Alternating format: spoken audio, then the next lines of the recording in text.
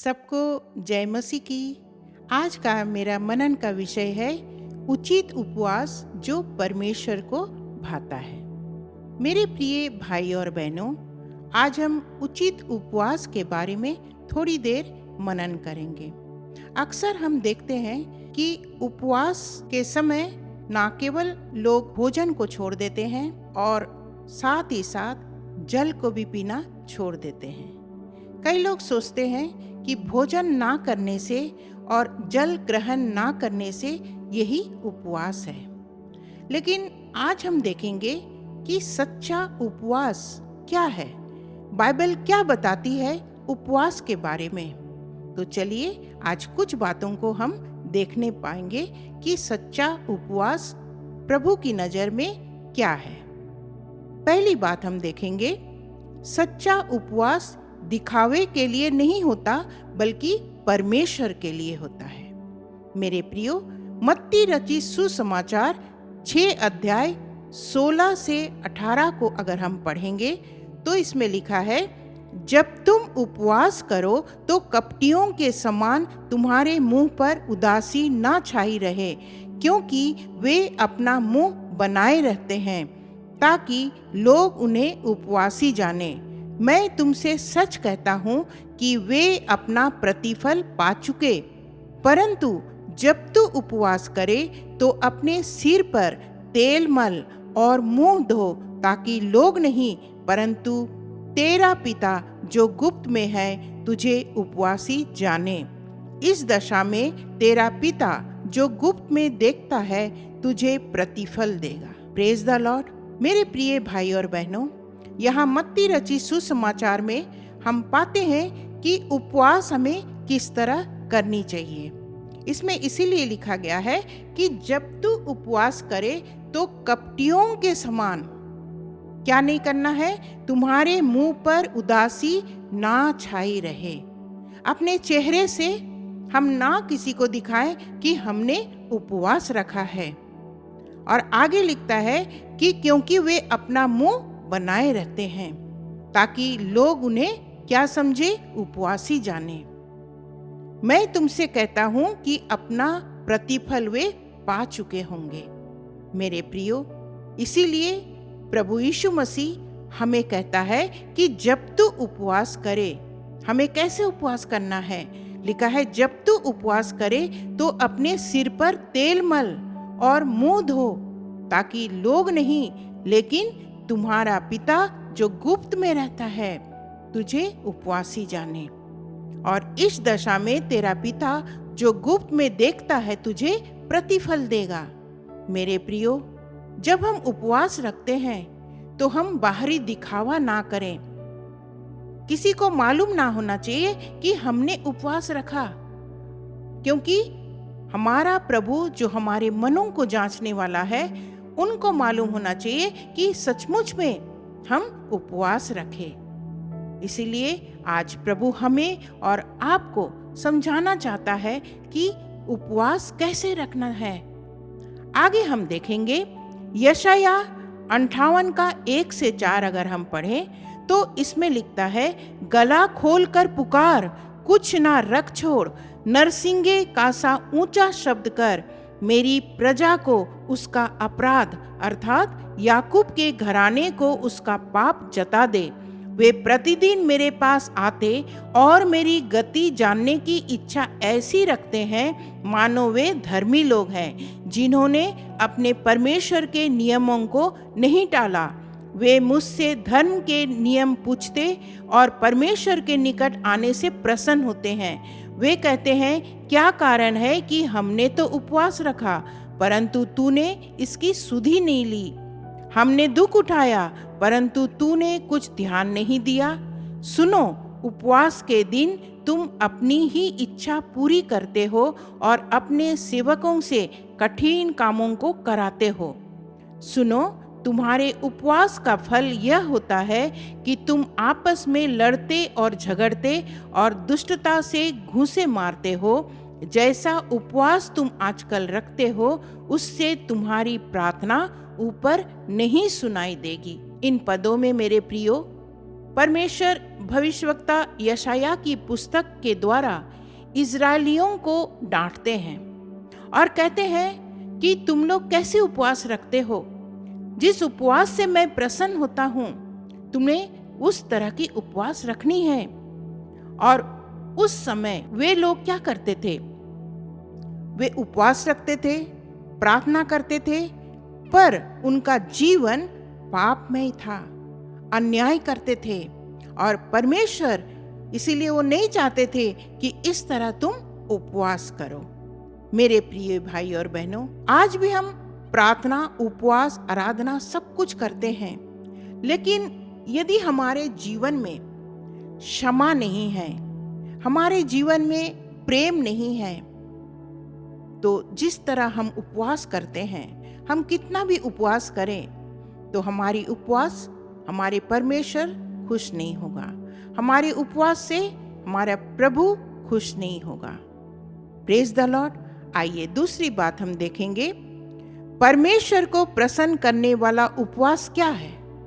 मेरे प्रियो, पहली बात हमने देखा, सच्चा उपवास दिखावे के लिए नहीं होता बल्कि परमेश्वर के लिए होता है। सच्चा उपवास दिखावे के लिए नहीं होता बल्कि परमेश्वर के लिए होता है। दूसरी बात हम देखेंगे, परमेश्वर को प्रसन्न करने वाला उपवास क्या है। परमेश्वर जिस उपवास से प्रसन्न होता है वो कौन सा उपवास है? तो चलिए हम देखेंगे। यशायाह 58 का 5 से 7 अगर हम पढ़ें तो इसमें लिखा है, जिस उपवास से मैं प्रसन्न होता हूँ, अर्थात जिसमें मनुष्य स्वयं को दीन करे, क्या तुम इस प्रकार करते हो? मेरे प्रियो, इसमें लिखता है कि जिस उपवास से मैं प्रसन्न होता हूँ, जिससे मनुष्य स्वयं अपने आप को क्या करे? दीन करे, क्या तुम इस प्रकार की उपवास करते हो? और आगे लिखा है, क्या सिर को झाऊ के समान झुकाना, अपने नीचे टाट बिछाना और राख फैलाने ही को तुम उपवास और यहोवा को प्रसन्न करने का दिन कहते हो? यहाँ क्वेश्चन मार्क है। परमेश्वर हमें और आपको आज एक सवाल करता है कि जिस उपवास से मैं प्रसन्न होता हूँ, अर्थात जिसमें मनुष्य स्वयं को दीन करे, क्या तुम इस प्रकार का उपवास करते हो? क्या सिर को झाऊ के समान झुकाना, अपने नीचे टाट बिछाना और राख फैलाने ही को तुम उपवास कहते हो और यहोवा को प्रसन्न करने का दिन कहते हो? आगे हम देखते हैं कि जिस उपवास से मैं प्रसन्न होता हूँ, लिखा है जिस उपवास से मैं प्रसन्न होता हूँ, क्या वह यह नहीं कि अन्याय से बनाए हुए दासों और अंधेर सहने वालों का जुआ तोड़कर उनको छुड़ा लेना और सब जुओं को टुकड़े टुकड़े कर देना? क्या वह यह नहीं कि अपनी रोटी भूखों को बांट देना, अनाथ और मारे मारे फिरते हुओं को अपने घर ले आना, किसी को नंगा देखकर वस्त्र पहनाना और अपने जाति भाइयों से अपने को ना छिपाना? मेरे प्रियो, परमेश्वर को प्रसन्न करने वाला उपवास हम इस तरह प्रभु हमें सिखाता है। यशायाह 58 का 5 से 7 अगर हम पढ़ें तो इसमें लिखता है कि जिस उपवास से मैं प्रसन्न होता हूँ, उसका मतलब प्रभु हमारे उपवास से नहीं प्रसन्न होता है। और इसीलिए प्रभु कहता है कि जिस उपवास से मैं प्रसन्न होता हूँ, क्या वह यह नहीं कि अन्याय से बनाए हुए दासों और अंधेर सहने वालों का जुआ तोड़कर उनको छुड़ा लेना और सब जुओं को टुकड़े टुकड़े कर देना? क्या वह यह नहीं कि अपनी रोटी भूखों को बांट देना, अनाथ और मारे मारे फिरते हुओं को अपने घर ले आना, किसी को नंगा देखकर वस्त्र पहनाना और अपने जाति भाइयों से अपने को ना छिपाना? मेरे प्रिय भाई और बहनों, आज इस वचन से प्रभु हमें और आपको सिखाना चाहता है कि उपवास केवल भोजन छोड़ना ही काफी नहीं है मेरे प्रियो, बल्कि हमारे अंदर जो स्वार्थ भावना है, उन सारी बातों को हमें छोड़ना है। जब हम किसी जरूरतमंद की सहायता करते हैं तब वह वास्तव में परमेश्वर प्रसन्न होता है। क्योंकि अगर मत्ती रचित सुसमाचार उसका 25 अध्याय और उसके 40 पद को पढ़ें तो इसमें भी लिखा है कि तब राजा उन्हें उत्तर देगा। राजा मतलब हमारे प्रभु यीशु मसीह। राजा उन्हें उत्तर देगा, मैं तुमसे सच कहता हूं कि तुमने जो मेरे इन छोटे से छोटे भाइयों में से किसी एक के साथ किया वह मेरे ही साथ किया। मेरे प्रियो, हमें इन दिनों इन बातों पर गौर करना है कि हमें किस तरह का उपवास रखना चाहिए और जिस तरह का उपवास हम करें, क्या हमारे उपवास से हमारा प्रभु परमेश्वर प्रसन्न हो रहा है। Praise the Lord. आगे हम देखेंगे तीसरी बात, उचित उपवास रखने के द्वारा हमारे जीवन में आशीषें। Praise the Lord. मेरे प्रियो, आज हमने कौन कौन सी बातों को देखा। पहली बात हमने देखा, सच्चा उपवास दिखावे के लिए नहीं होता लेकिन परमेश्वर के लिए होता है। दूसरी बात हमने क्या देखा कि परमेश्वर को प्रसन्न करने वाला उपवास क्या है। और आगे हम देखेंगे तीसरी बात में, उचित उपवास रखने के द्वारा हमारे जीवन में आशीषें। हाँ मेरे प्रियो, अगर हम उचित उपवास रखें, परमेश्वर के बताए हुए रास्ते पर उनके वचनों को मानकर अगर हम उचित उपवास रखें तो हमारे जीवन में आशीषें और आशीषें प्रभु हमारे जीवन में देने वाला है। मेरे प्रियो, आज हम देखेंगे कि कौन कौन सी आशीषें प्रभु हमारे और आपके जीवन में करने वाला है। यशाया 58 का 8 से 12 अगर हम पढ़ें तो इसमें हम पाते हैं, तब तेरा प्रकाश पौ फटने के समान चमकेगा और तू शीघ्र चंगा हो जाएगा। तेरा धर्म तेरे आगे आगे चलेगा, यहोवा का तेज तेरे पीछे रक्षा करते चलेगा। तब तू पुकारेगा और यहोवा उत्तर देगा, तू दुहाई देगा और वह कहेगा मैं यहाँ हूँ। यदि तू अंधेर करना और उंगली उठाना और दुष्ट बातें बोलना छोड़ दे, उदारता से भूखे की सहायता करे और दीन दुखियों को संतुष्ट करे, तब अंधियारे में तेरा प्रकाश चमकेगा और तेरा घोर अंधकार दोपहर का सा उजियाला हो जाएगा। यहोवा तुझे लगातार लिए चलेगा और अकाल के समय तुझे तृप्त और तेरी हड्डियों को हरी भरी करेगा।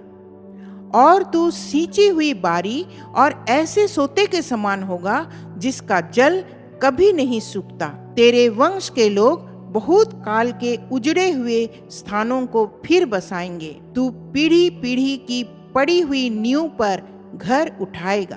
तेरा नाम टूटे हुए बाड़े का सुधारक और पथों का ठीक करने वाला पड़ेगा। Praise the Lord. अगर इन सारे आशीषों को हम गिनती करें तो ये टोटल हमने देखा इस समय 10 आशीषें हमारे जीवन में आने वाली है। जब हम प्रभु की इच्छाओं पर चलेंगे, जब हम प्रभु के इच्छा के अनुसार उचित उपवास रखें जैसे प्रभु चाहता है, तो हमारे जीवन में 1 नहीं 2 नहीं, लेकिन इस यशाया 58 के 8 से 12 को अगर हम पढ़ें, एक के ऊपर एक भलाइयां हमारे और आपके जीवन में प्रभु देने वाला है। इन सारी भलाइयों को अगर हम ध्यान से मनन करें तो निश्चय हम समझ पाएंगे कि हमें ऐसा वैसा उपवास नहीं रखना है। हम अपनी मर्जी के अनुसार उपवास नहीं रखना है मेरे प्रियो। हमें जैसा अच्छा लगता हम वैसे उपवास कई बार हम रख लेते हैं, लेकिन सबसे पहले हमें देखना है कि प्रभु क्या चाहता है, प्रभु कौन से उपवास से प्रसन्न होता है।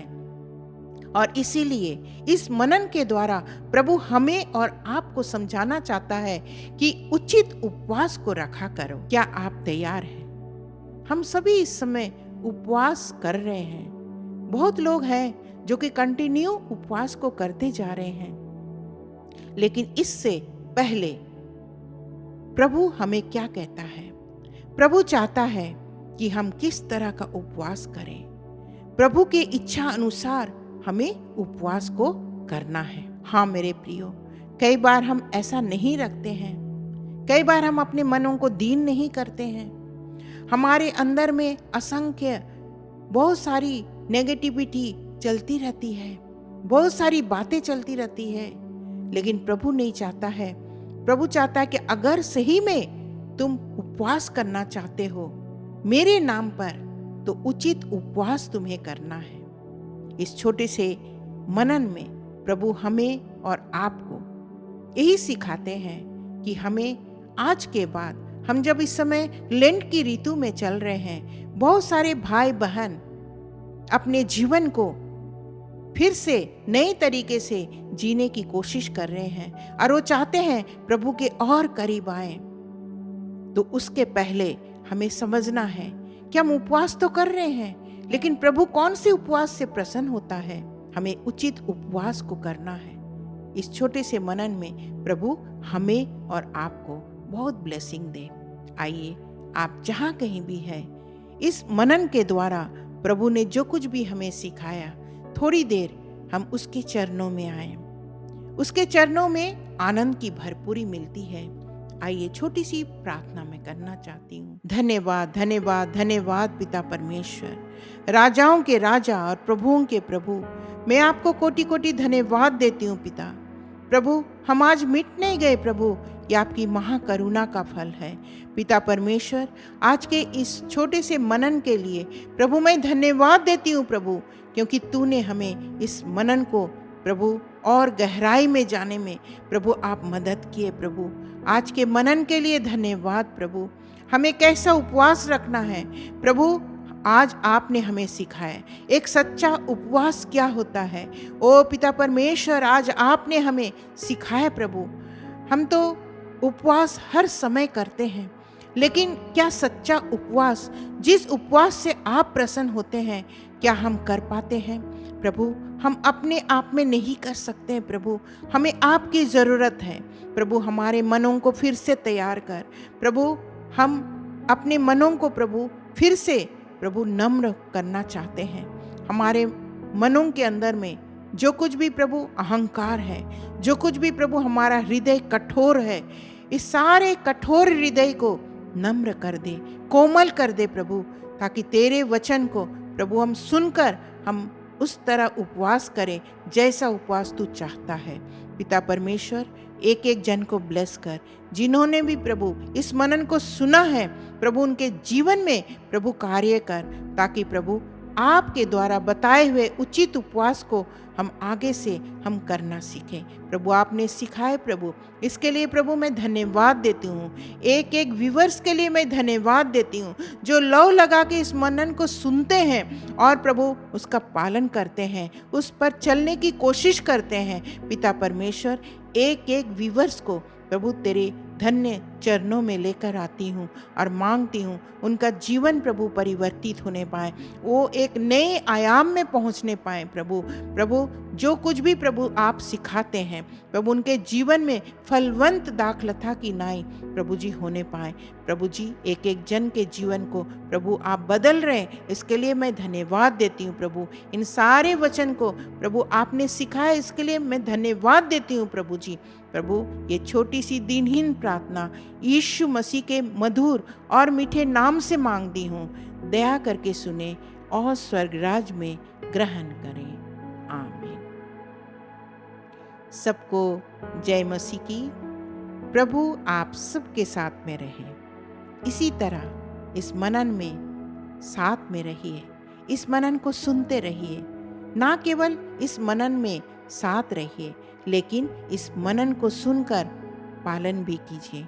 प्रभु आपके जीवन को बदलेगा, जिस तरह औरों के जीवन को भी प्रभु ने बदला, हम सबों के जीवन को वो और भी बदलने वाला है।